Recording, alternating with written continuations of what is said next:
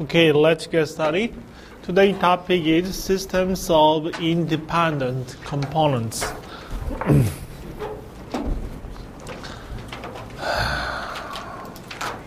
Today we will learn about systems of independent component. That means we will learn about systems of dependent component. Maybe this Wednesday. And before we talk about that topic, we will talk about the component importance. So this week we will cover 3 topics: systems of independent component, systems of dependent component, and component importance. Independent, what does that mean? All the components of the systems are independent. The failure of one component will not have any influence on the other component's failure. So that means the failure of 2 components, any failure of any 2 components are independent of each other. That's the meaning of independent. They will continue to operate as if nothing had happened. That means even though something goes wrong, the component just do its job, its function.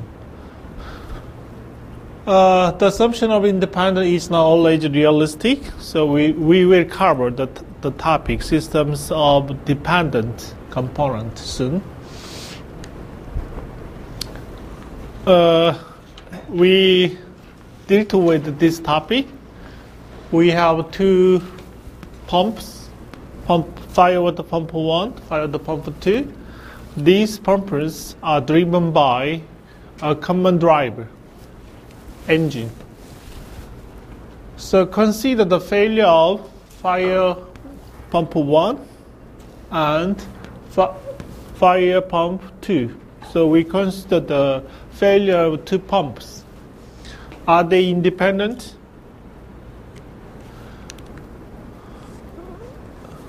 They are independent if the cause of the failure are within the pumps. For example, if this pump has rubber leak, even though this pump has rubber leak, fire water pump 2 can operate. Fire water pump 2 does not recognize what happened with fire water pump 1. How about damaged impellers?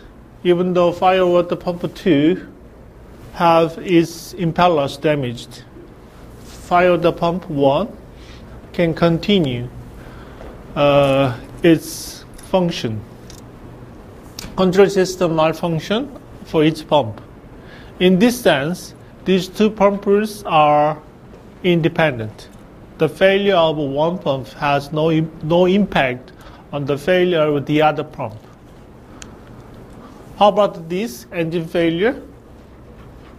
Fuel storage, gas detection around the fire water pumping system. If engine failed,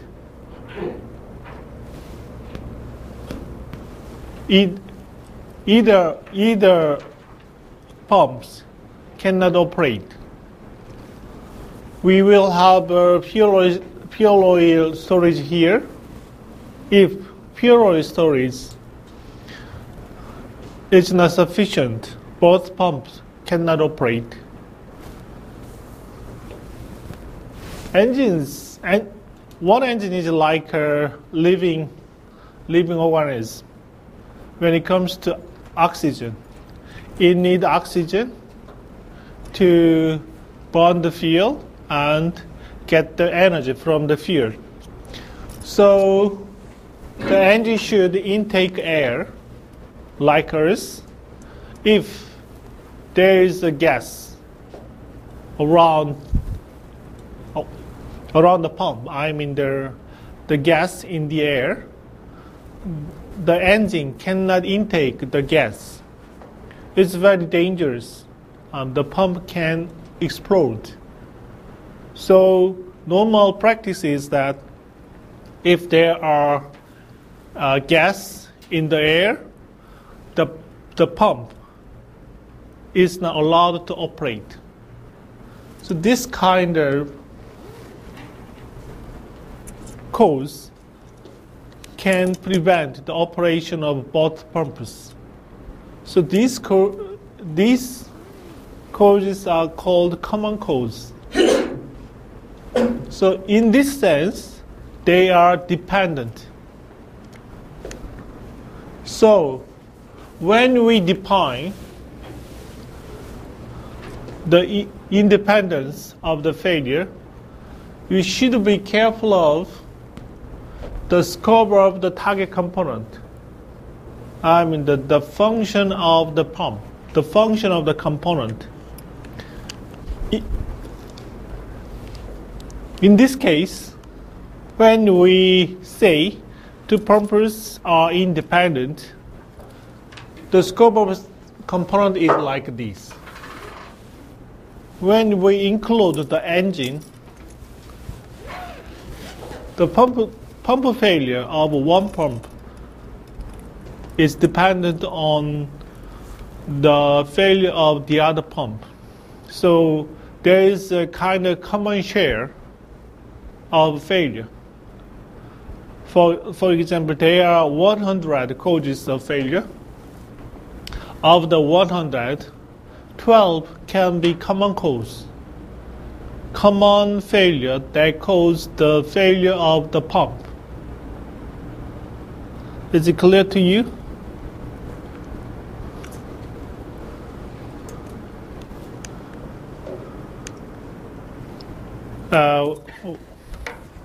What I mean is that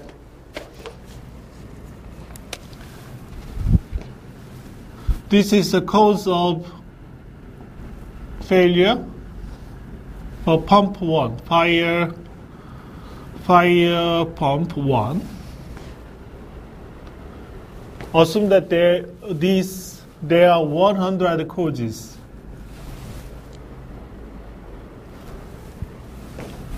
Pump 2 may have 100 similar causes of failure, but there are some common part, like these.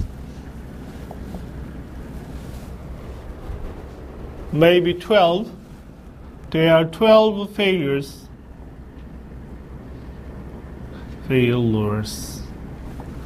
These 12 failures are common to both pumps. So these common causes are called common cause failure. Just common cause failure.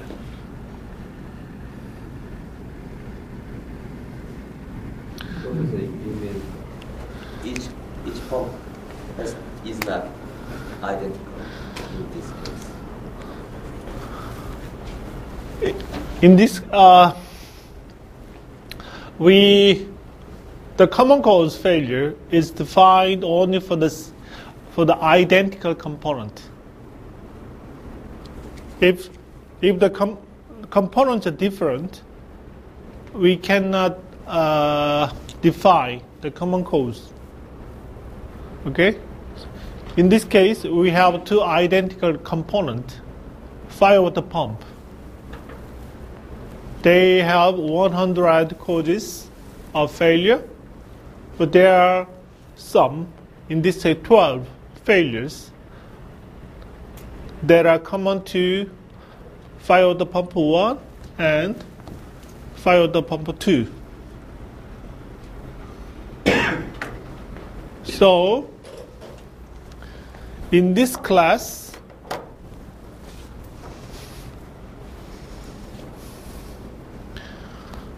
where is your erase? Yeah.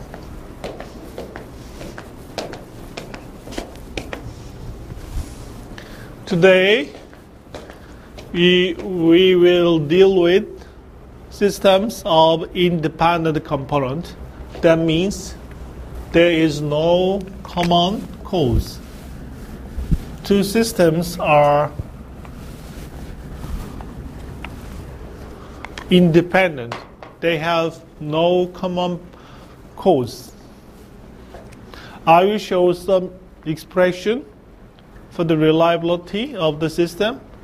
That equation are only applicable to the systems with independent component. That's the intention.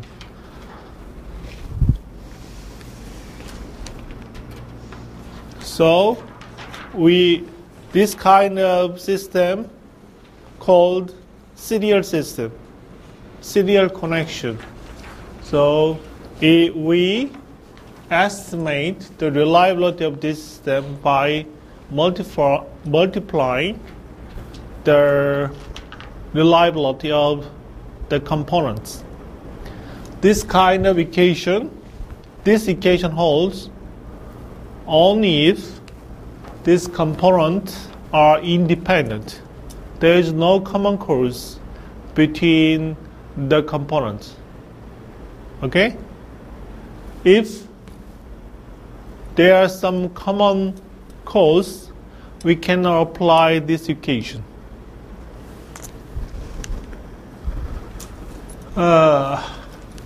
This is the survivor function. Survivor function means reliability function. Okay, survivor function is used interchangeably with reliability function. This is the expression for series system. We assume that the failure model is exponential. The component reliability is expressed by this equation. In this,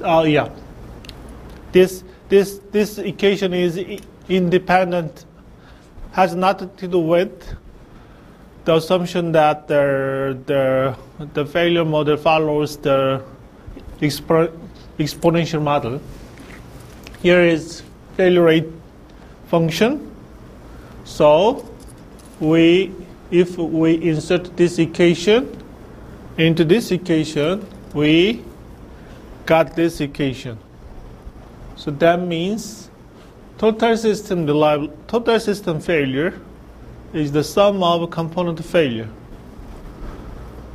So for constant failure rate exponential model, total system MTTF, mean time to failure, is expressed by like this.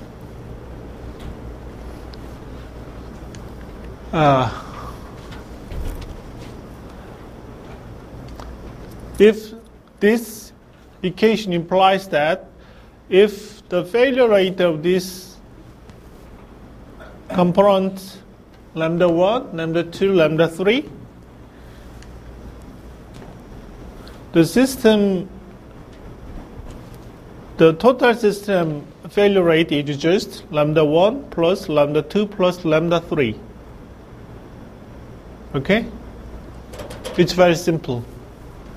MTTF just 1 divided by the total system failure rate.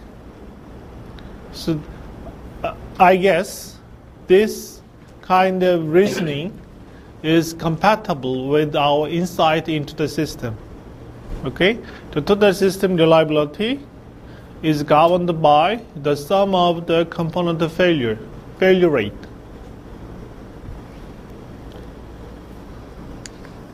How about this kind of system? Parallel system. In this case, the total system reliability is expressed by this equation. We consider in this case, if we consider the failure probability of the total system is more convenient than consideration reasoning based on the success. So reasoning based on failure is more convenient than the reasoning on a success. So this connection means if at least one of the component is okay, total system is okay. So the same statement is that the failure of total system is the failure of all the system at the same time. So 1 minus R is failure of one component, probability of failure for one component. This means the probability of failure all components fail together at the same time.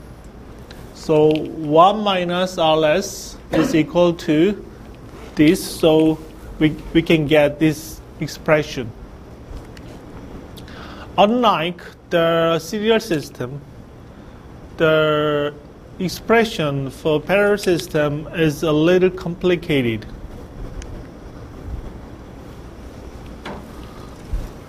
So this is the expression for the system reliability with parallel connection. This is the equation, generalized equation. If we apply this equation to a two-component system, the total system reliability is expressed like this. For the series system, the equation was very simple. Exponential minus lambda 1 plus lambda 2 just. But in this case, we have a little complicated equation. So this is the MTTF and total system failure function. So if we plot what I mean is that the failure rate depends on varies with time.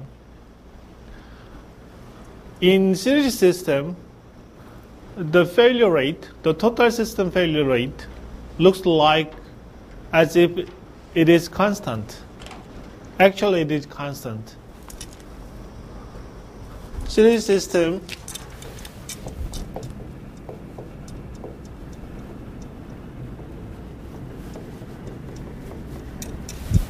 okay, the failure rate of a series system is constant.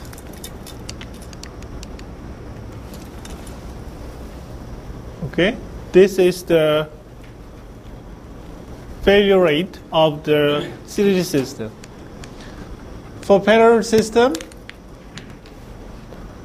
the failure rate, the total system failure rate varies with time. So it's function of time. So if we plot the failure rate for first component failure rate 0.4 and second component failure rate 0.6, this is the time variant total system failure rate.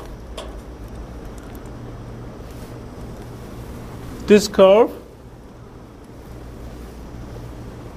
is the system failure rate for the system with component 1 failure rate 0.2 and component 2 failure rate 0.8.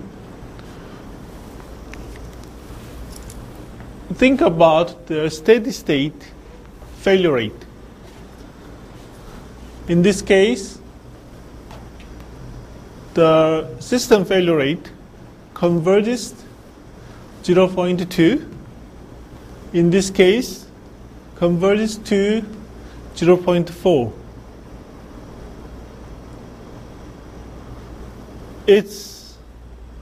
This result is compatible with our insight into the system.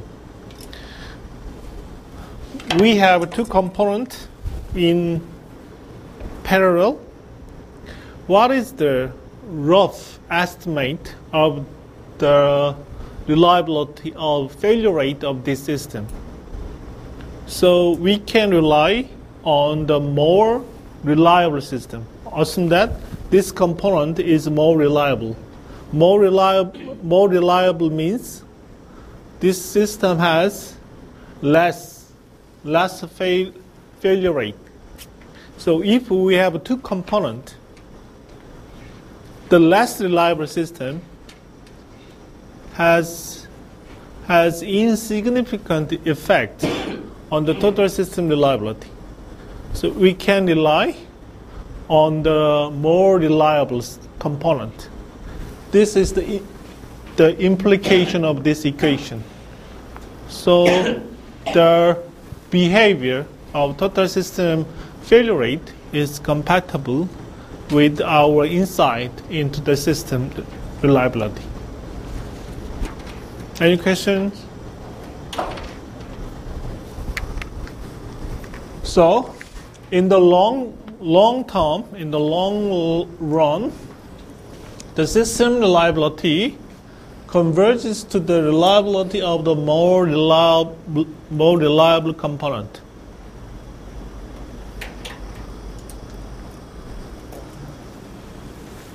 Voting system. What is vote? Vote. Or raise a hand to see what is the opinion of majority. This kind of action we call voting. So we employ the current industry, especially the safety system, employs the voting logic.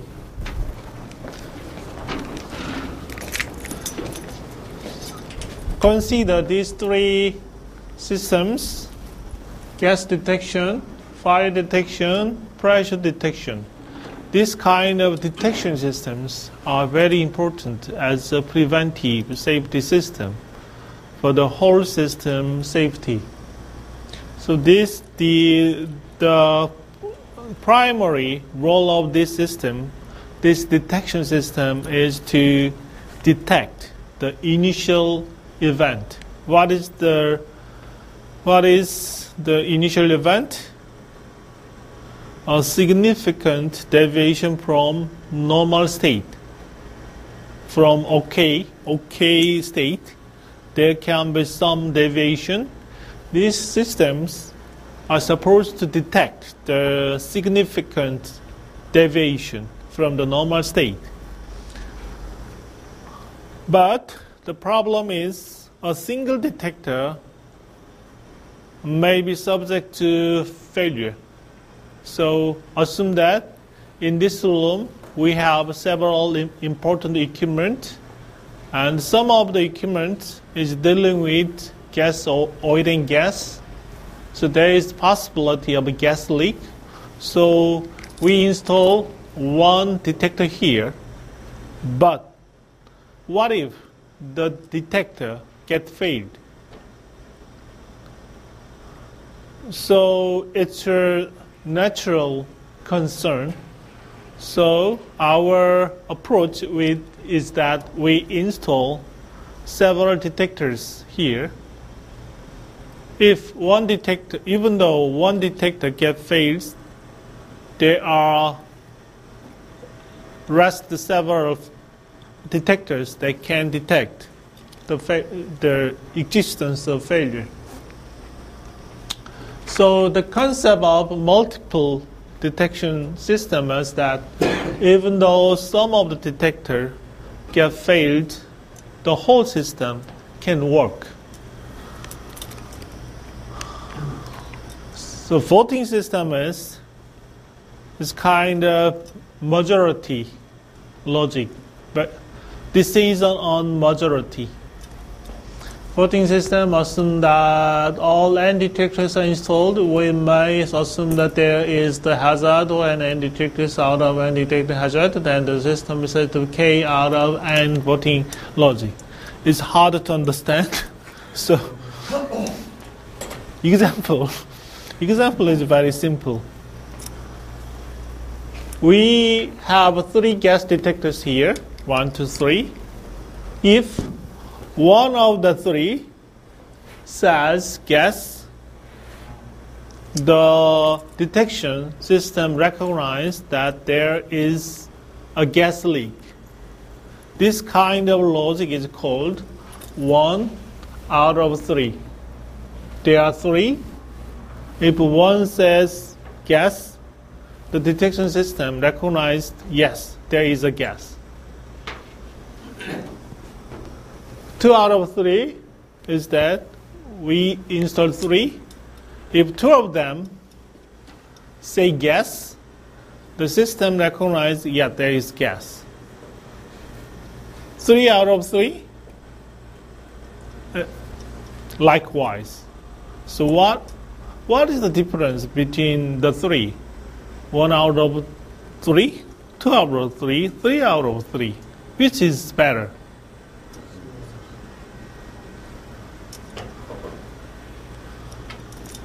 Let's vote. Let's vote. Please raise your hand. I think this is the best. 1 out of 3. Maybe 5 or 6. 2 out of 3. Yeah, 2. 3 out of 3. Okay, we have 2. 2, maybe 6.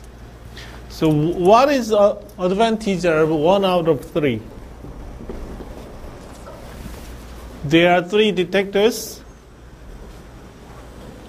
If one of them detects the gas, the system can say yes, there is a gas. So this system is very sensitive to existence of gas. For example, we install 3, 1, 2, 3. So we have a gas leak here. Gas will disperse, so the first detector can easily detect the existence of gas. 3 out of 3 means that all the detectors should existence of the gas. That means the gas should spread all of the room. In that sense, 1 out of 3 is very sensitive to the existence of the gas. Existence of gas. So in terms of reliability, in terms of sensing reliability, 1 out of 3 voting laws is best. Then what is the problem of 1 out of 3?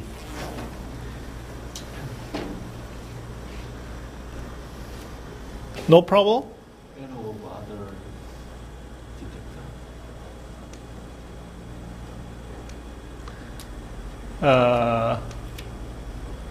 detector. The problem is superior strip. These are the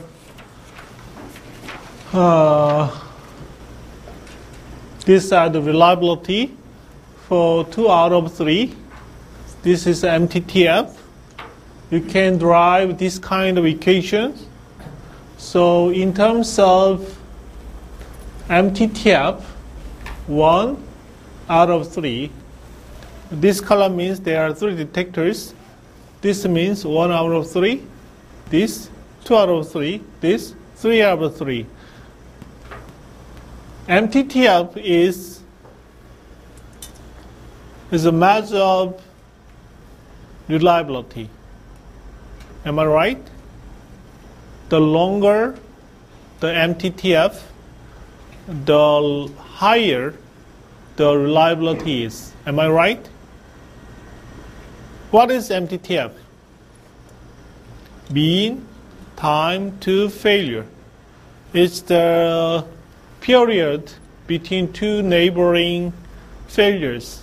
So the longer the MTTF is, the higher the system reliability is. So in this case,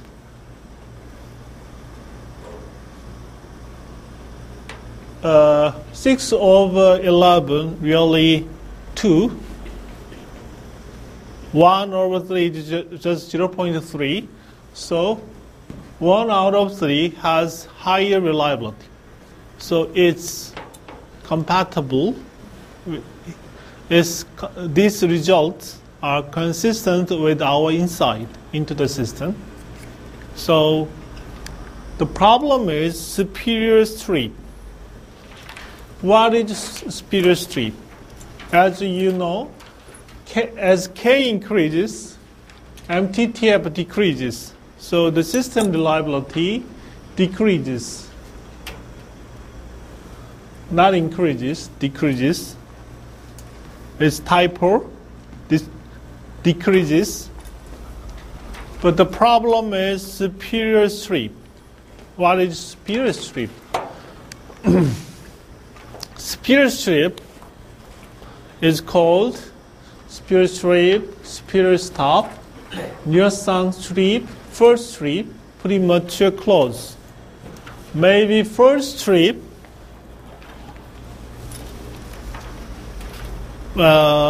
is, I think, familiar with some of you.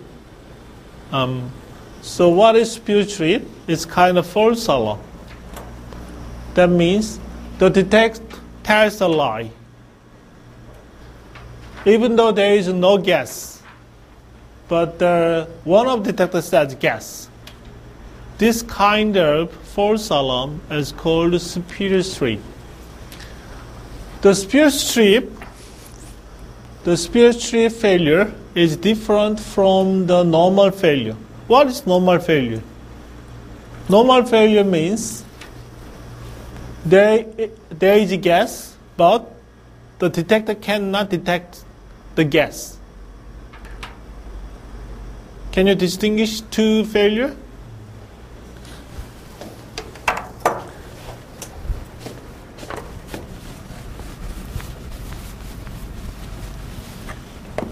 Here, normal failure. Normal failure means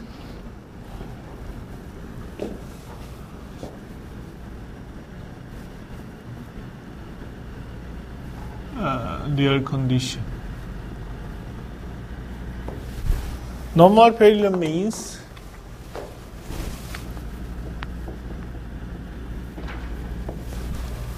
there is gas,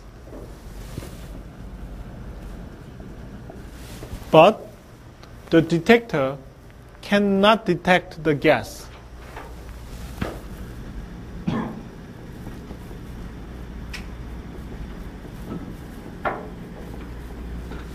That means the detection system says no gas. Superior strip means there is no gas. Actually, there is no gas. But the detectors detect gas, even though there is no gas.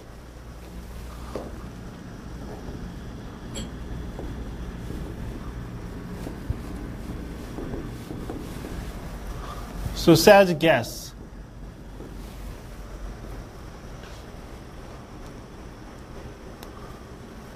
So I think the situation is very clear to you. Superior strip is like the shepherd crying wolf. There is no wolves, but the shepherd cried, there is a wolf. This is superior strip.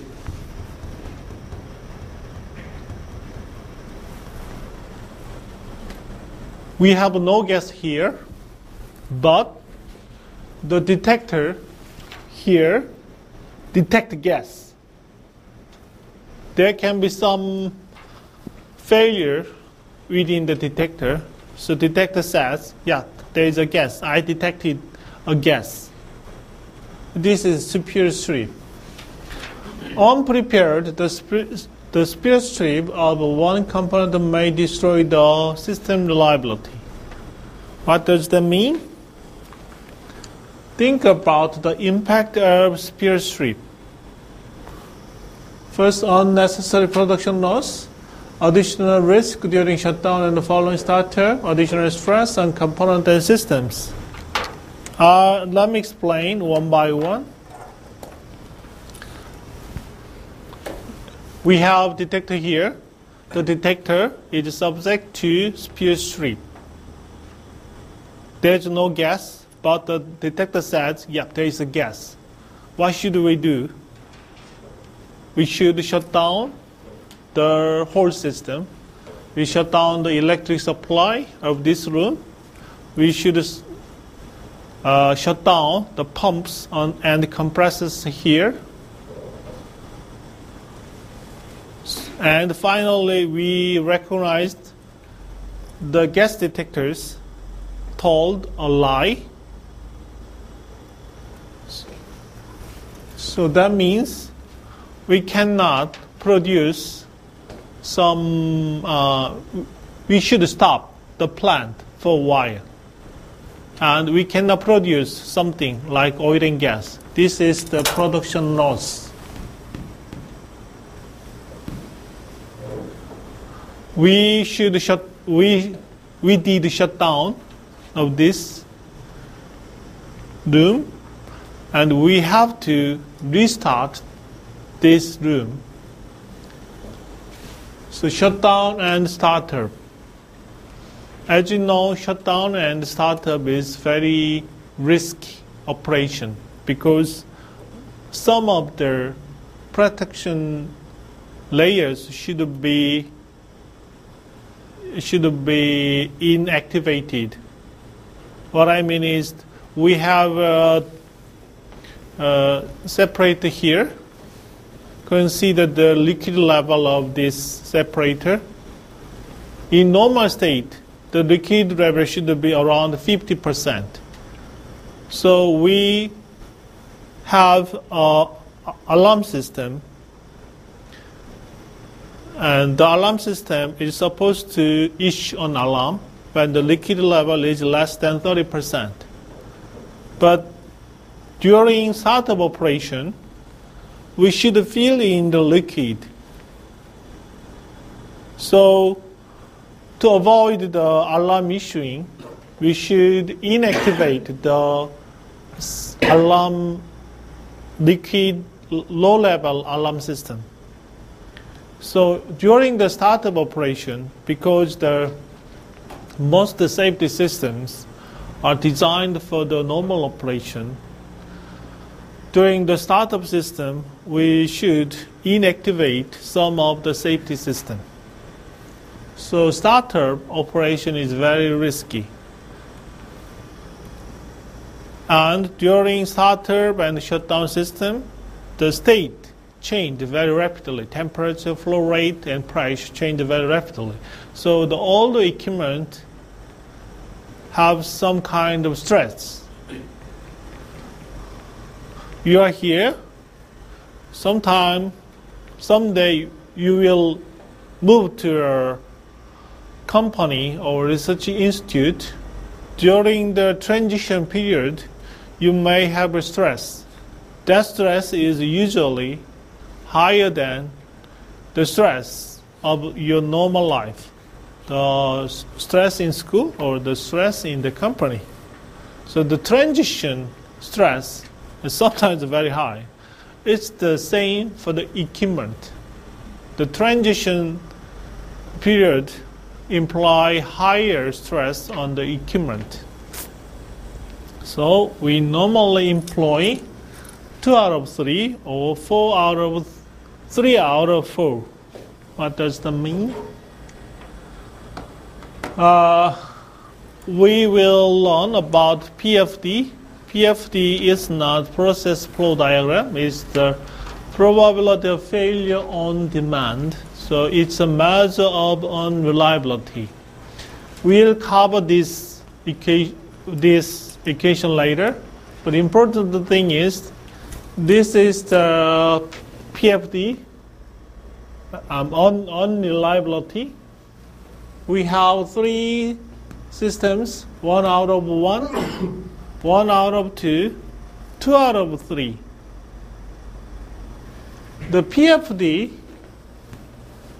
of this system like this.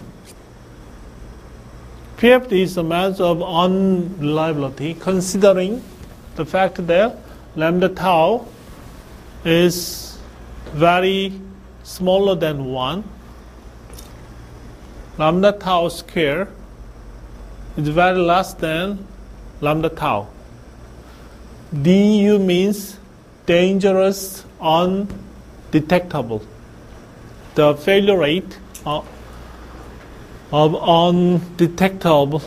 We'll cover this equation later, so you don't have to remember this equation. But what I mean is the relationship between reliability, in this unreliability, and the spurious trip rate. 1 out of 1 or 1 out of 2 has spurious trip rate like this. But if we use 2 out of 3, the spurious trip rate is practically 0.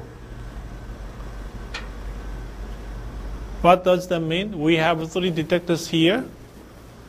The detection system is designed on the basis of 2 out of 3. That means if the 2 of the 3 detectors can detect the gas, the whole system recognizes. The whole system is supposed to say yes, there is a gas. Based on the voting logic, 2 out of 3, the spurious trip rate is practically 0. That means even though one of the detector is supposed to spurious trip, the whole system works very well. So there are two qualities that the safety system should satisfy. One is reliability. Reliability concerning normal failure. One is reliability concerning spurious trip. If we use 2 out of 3, we can satisfy both in a relatively well. Okay, we cannot deny that 1 out of 3 is better than 2 out of 3 in terms of reliability concerning the normal failure. But if we consider additional quality, spurious trip, 2 out of 3 is better than 1 out of 3. Any questions?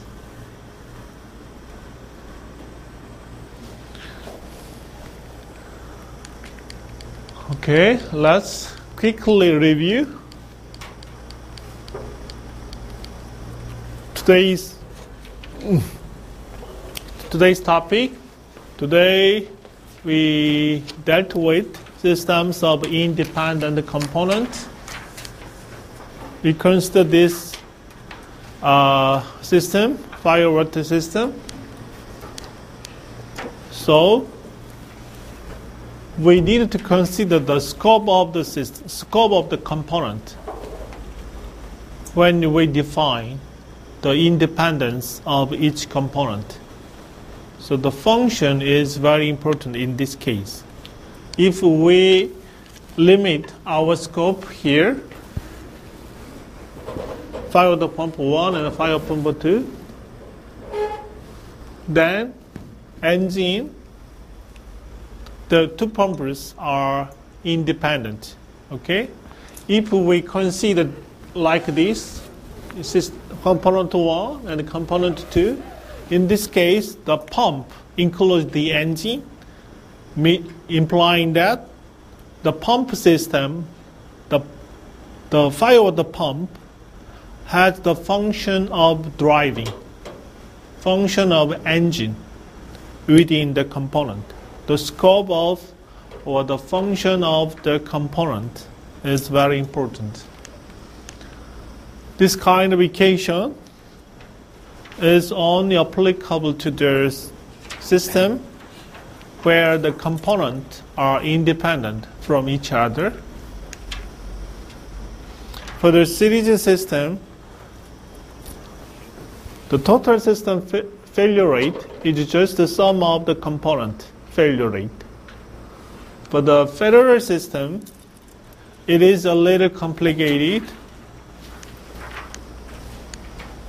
but the long-term failure rate is governed by the smallest failure rate. The total system reliability is governed by the most reliable component reliability. The voting system, 1 out of 3 is the best when it comes to the reliability of detection, but the system is not robust, it's not strong against the superior stream. So 2 out of 3 or 3 out of 4 voting system is commonly used in the real world. That's the overview of our, today's class. Any questions?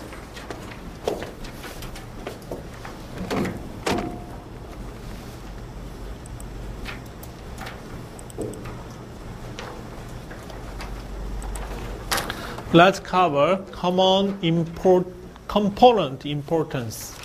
That means each component has importance, but which component is more important than the others? This is the topic you are discuss from now on.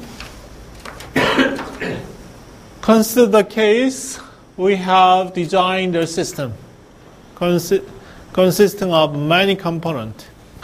We have an FPSO. We have here 200 pumps, 10 compressors, 5 gas turbines, hundreds of valves, 1,000 pressure transmitters, level transmitters. This is the system we are usually dealing in offshore installations. So we designed this system, but the system reliability is not satisfactory. The owner requests that the system reliability of FPSO should be 92%, but our estimation indicate it's just 91%. So we needed to improve the system reliability by 1%. That means we should implement some. We should do something about the system reliability. If the system configuration is fixed, we should select some component and increase their reliability. So assume that we are the component of the FPSO. So one of the components is not reliable. So we can improve the reliability of this component. Then maybe the reliability of whole system can be improved from 91% to 92%. We have another component. The component is not reliable. Sorry, I don't mean you. So our approach can be, we install a standby system here, additional system, that adding a standby system can improve the reliability of this component. So we need this kind of reasoning to improve the whole system reliability. So the natural question is, which component is the most effective? In other words, which component should be replaced or improved to maximize the system reliability? This is kind of the first question. So, which component? We have two options. Improve the reliability of this system. We install a standby system for the second component. Which is more effective? First option or second option? Can you measure the effectiveness of the replacement or the improvement? So the question is, can we quantitatively estimate the effectiveness of our option? The component importance can answer this kind of questions. A system is component of a subsystem, and subsystem is composed of component. So subsystem is kind of redundant concept. It's only for the convenience, for the sake of our reasoning. Our reasoning is, our intelligence is limited, so we just draw a line within the system. So we define subsystem 1, subsystem 2, and subsystem 3. But this kind of distinction is redundant in reliability engineering. So component is important. All the components R1 to R4 are equally important. We have R1 here, R2 here, R3 and R4. All these four components are equally important. Even though we don't know the details of this system, our insight tells us that R3 and R4 has standby. They are standby to each other. So R1 and R2 are more important than R3. So it's our reasoning. So component importance is a quantity to measure the importance of a component. So component importance is the importance of a component. It's literally, it means the importance of a component. There are several importance measures. Each measure is different meaning. What I mean that we'd better start with this graph. We have point 1 here. The coordinate is x1 and y1. We have component point B. The coordinate is x2 and y2. What is the distance between two components? Maybe natural way of thinking is this line. So this is the equation we learned at the middle school age. So you are very familiar with this equation. Now, this is KAIST. This is restaurant. We're going to have lunch today. I don't mean it. It's just an example. Suppose that we are going to have our lunch after this class. Just imagine. So we have to drive. Then this kind of distance has a meaning for the car driver. If there is a load from here to there, it's okay. But as you know, you should, if we are in a city, downtown, we should drive like this. So in this case, A meaningful distance is like this. The Pythagorean distance has no limit in this case. For car driver, this distance has meaning. Mathematically, this is expressed like this. x1, x2 absolute, and absolute of y, the difference y1 minus y2. So, in a mathematically, this distance, do you know the word norm? Not Korean. Norm. Norm means magnitude.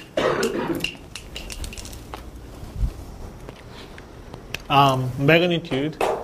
This norm is called L1 norm.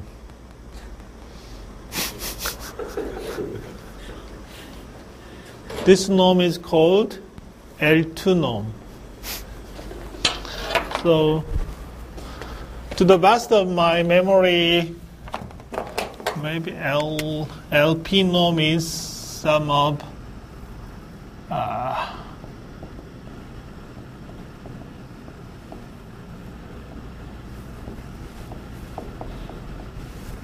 like this.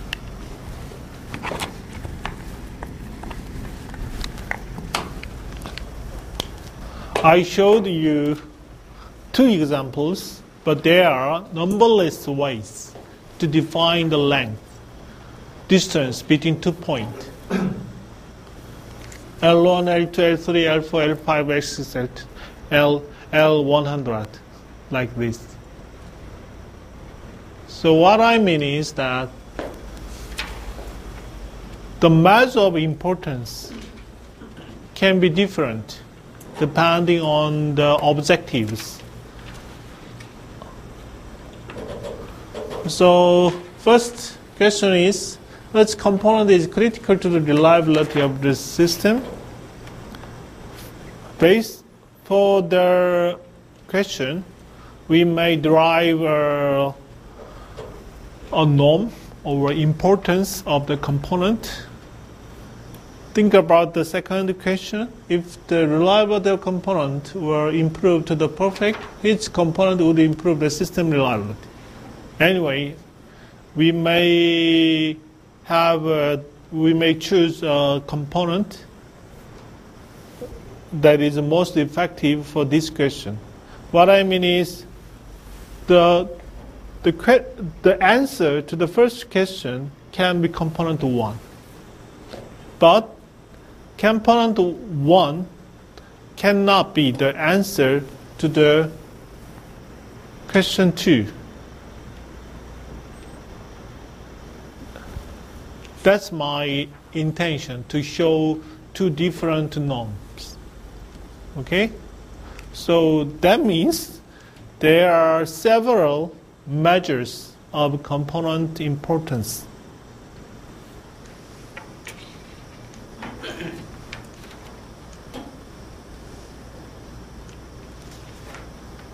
These are component measures. Unfortunately, or fortunately, there are several measures. First is Birnbaum measure, the most important or naturally occurring importance. Second is the improvement potential measure, risk achievement worth, risk reduction worth, the critically importance measure, fossil vastly measure. So there are several measures.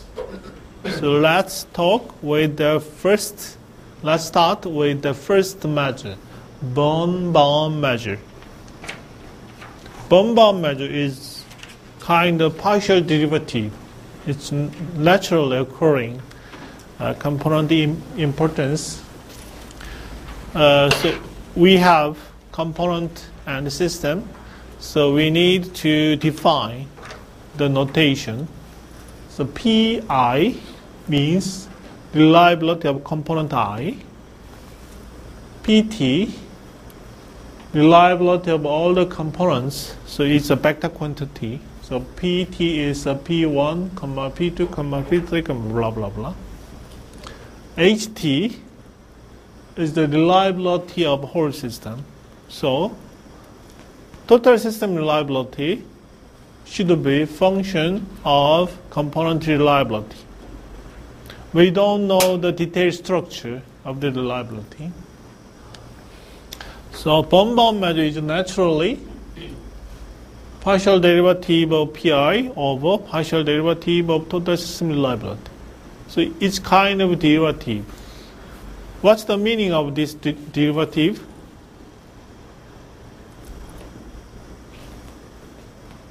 If we improve the component reliability, very small, how much improved we can expect from in the total system reliability?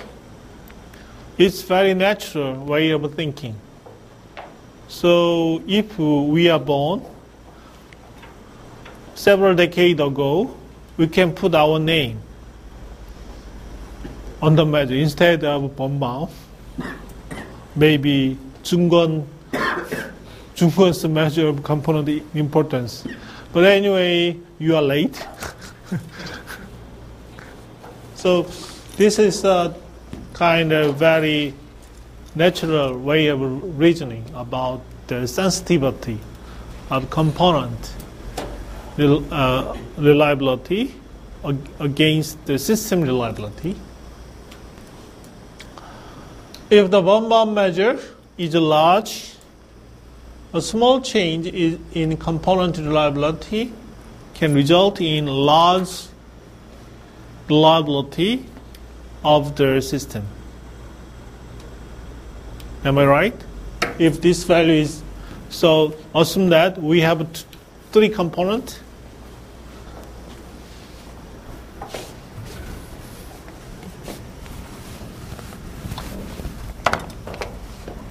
Component 1, 2, 3. Birnbaum measure IB is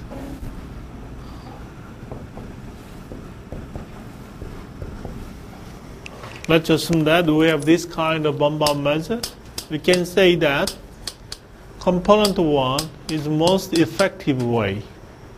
That means if we increase component reliability 0.1, the whole system reliability will increase by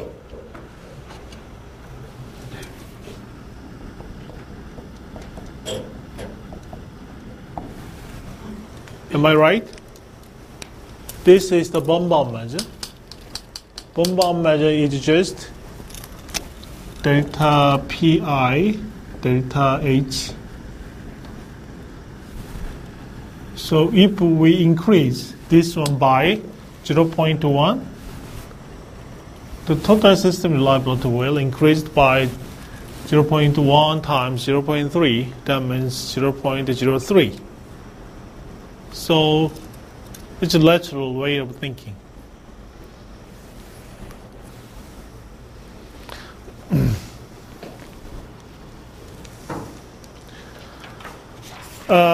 For the series system, you can derive this equation.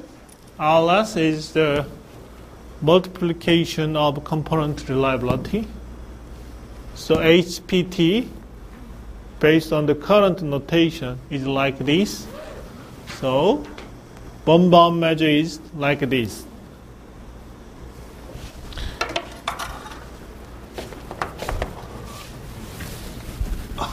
We have three components. Total system reliability is R1 times R2 times R3. So round R1 times round H means R2, 3, R3.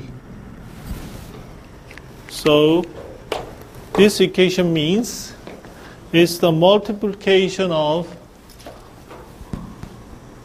all the components, but the component itself the reliability of the component itself should be excluded. Just like this. So the weakness of a bomb measure is here.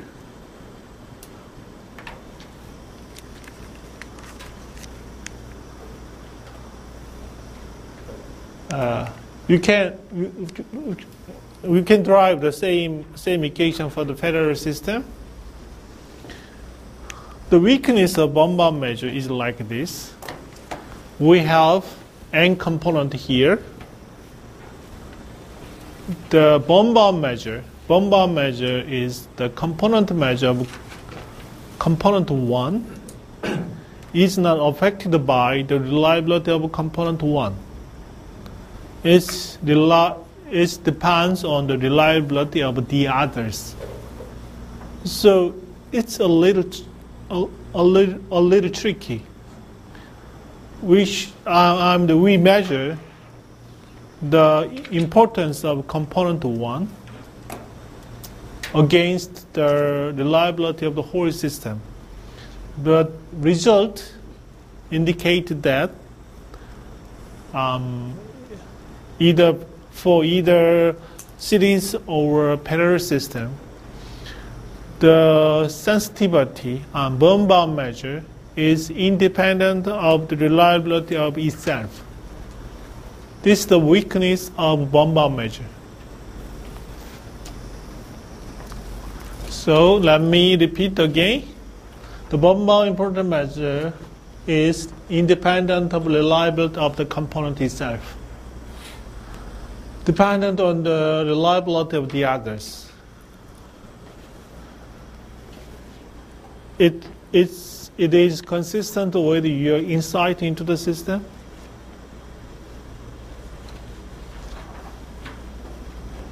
Compare it to the human society. The bomb measure is the measure of contribution of me to the society. But the bomb measure indicates that the measure, the importance of mine is independent of some kind of quality of mine. It depends on the quality or contribution of the others. It's a little tricky.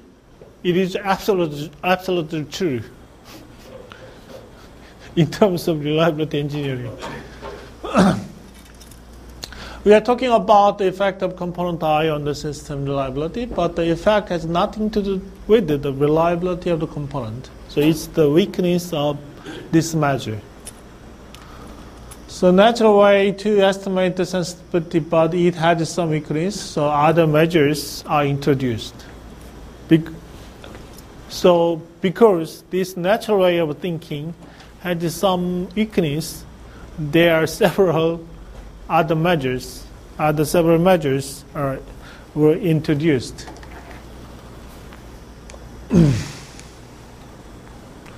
It's improvement potential.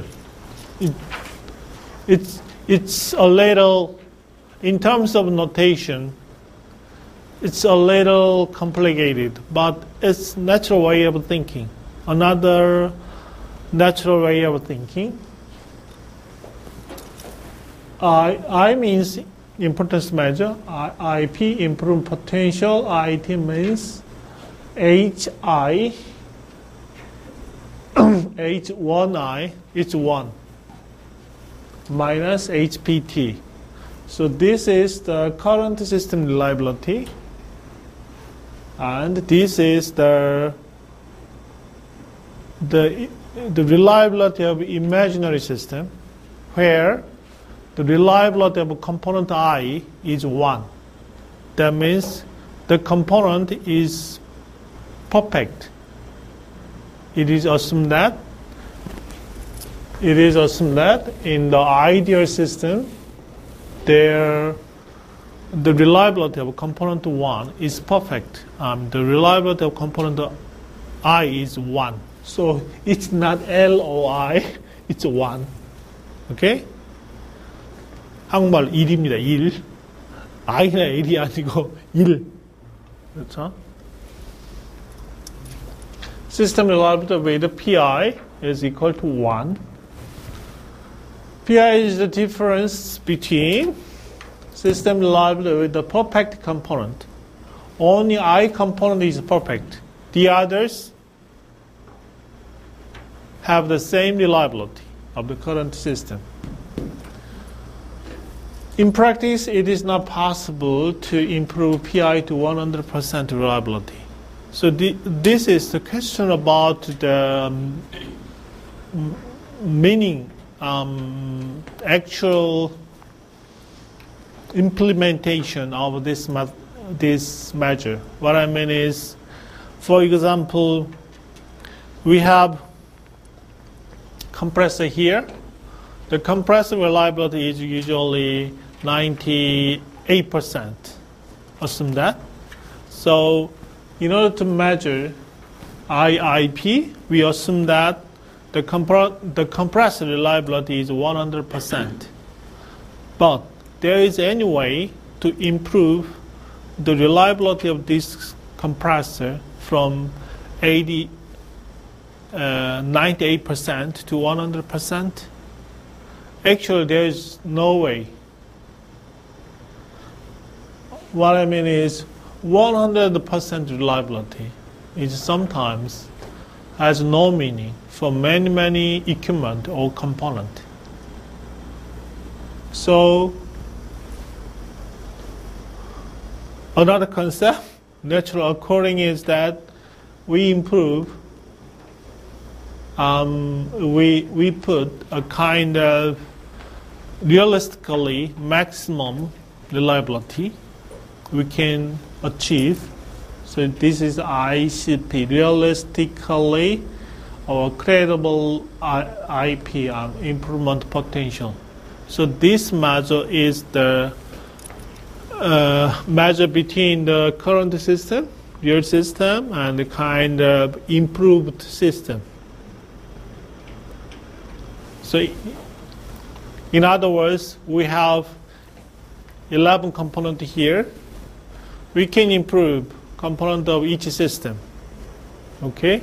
So we measure the reliability of the imaginary kind of ideal system, where the component of 1 has the maximum reliability, indicates PIN, minus the current reliability. We can apply the same equation for the second, third, fourth, fifth components.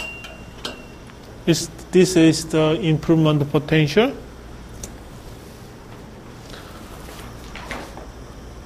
We have several other measures, but we'll cover these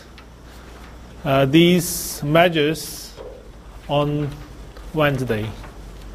Any questions?